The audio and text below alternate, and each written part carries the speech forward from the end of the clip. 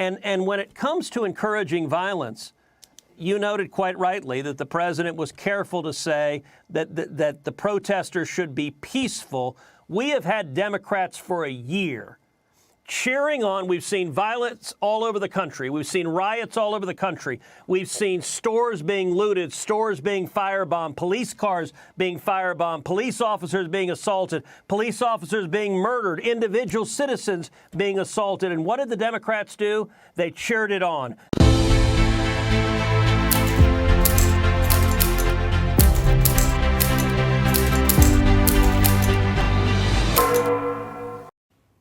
I just thought the whole thing yesterday was just theater, and it's just all for political, gain. There's nothing to this. This is, like I said before, this is just a colossal waste of taxpayers' time and money. There's nothing that's going to come from this. 44 senators already voted that, to say that it's unconstitutional. They shouldn't even be doing it. The Chief Justice of the Supreme Court is supposed to be presiding over it, and he thinks it's unconstitutional and doesn't want to be a part of it. So it's all theater. It's just all Hollywood, and I just think it's disgusting the way they're pursuing this. We just need to get past this, get on with taking care of what we need to be doing in this country. We've got a lot of work ahead of us, a lot of important things we need to be working on. This is not one of them. But at the end of the day, I think today typified what we're going to see this week, which is, it reminds me of Shakespeare. It's full of sound and fury, signifying nothing. We're going to see this week a whole lot of Democrats pounding the table. We're going to see a lot of moralizing and a lot of really venting their hatred for Donald Trump. In case you haven't been paying attention the last 4 years, the Democrats really, really, really hate Donald Trump. And they're going to attack President Trump over and over and over and over again, every way they can. They're going to bring in, the idea that they've got, Swalwell coming in. I do hope he gives some remarks on improving our relations with China. He has a novel approach to that. But this is going to be just venting the id of the Democrats.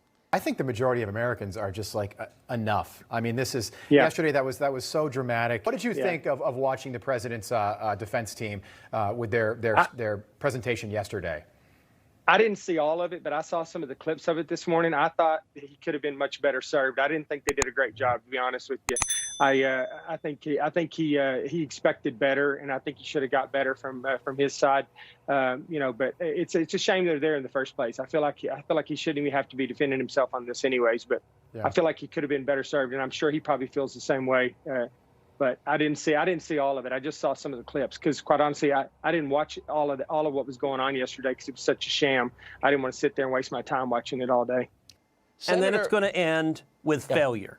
It is going to end with the president being acquitted. In order for the president to be convicted, it takes 67 votes in the U.S. Senate. That's not going to happen. It's not going to get 67 votes. It's not going to get close to 67 votes.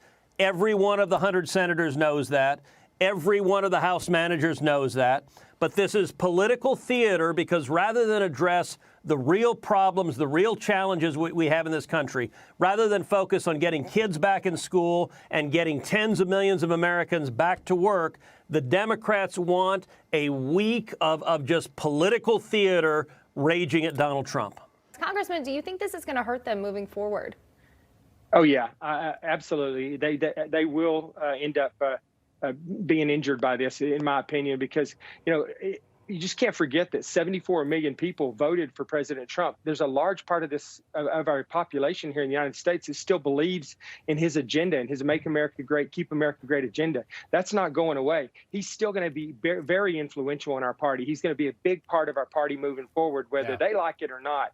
And there will be people among their constituents that aren't happy with what happened. This is a sham that's all about 2024. They don't want Donald Trump, including Mitch McConnell, by the way. You'd know more about that than me, but it just seems like he does not want to have Donald Trump on the ballot 4 years from now. And that's what this is all about. It's crazy. They're scared to death of him. I mean, he's not even president anymore, and he still terrifies the left. The Democrats right now, what they're trying to say is that President Trump's rhetoric what caused the terrorist attack on the Capitol. And listen, the president's language at times, I think, is overheated. But if you look at the language he used, saying things like fight, saying things like go retake our country, if that is now incitement, then we better prepare a long line to indict every candidate for office who's ever run. Anyone who's ever given a stump speech has said, let's go fight, let's go win, let's go retake our country. And when it comes to encouraging violence, you noted quite rightly that the president was careful to say that the protesters should be peaceful. We have had Democrats for a year cheering on. We've seen violence all over the country. We've seen riots all over the country. We've seen stores being looted, stores being firebombed, police cars being firebombed, police officers being assaulted, police officers being murdered, individual citizens being assaulted. And what did the Democrats do? They cheered it on.